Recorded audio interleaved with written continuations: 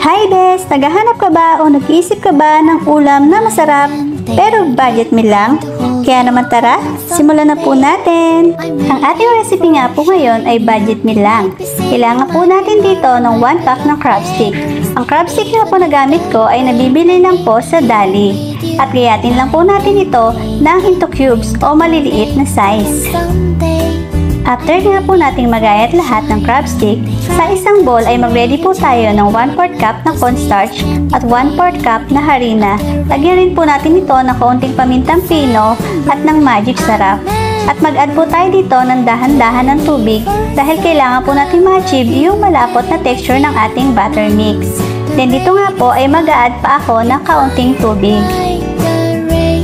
At continuous nga lang po natin ulit itong hahaluin hanggang makuha po natin yung consistency na kailangan natin sa ating butter mix. Ganito nga pong consistency ay okay na. At ilagay na nga po natin ang ating mga crab stick na ginayat at i-coat lang po natin dito sa ating mixture. Then ready to fry na nga po ito, mag-iinit lang po tayo ng mantika sa kawali at pwede na po natin ilagay ang ating mga crab. And wait nga lang po natin itong mag-golden brown and crunchy. Hindi mo nga aakalain na pwede ang ganitong luto sa ating crab stick. Bukod nga sa mura na, makakagawa pa nga tayo ng masarap na recipe dito sa crab stick. And next step nga po tayo.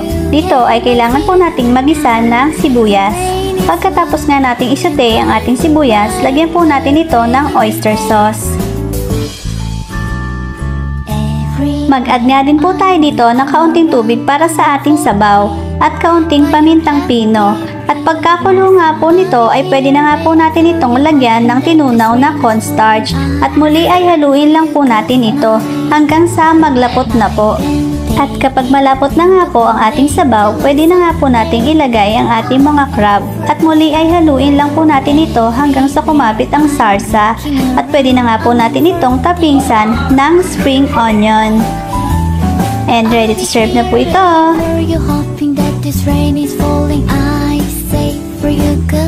Happy Tamil!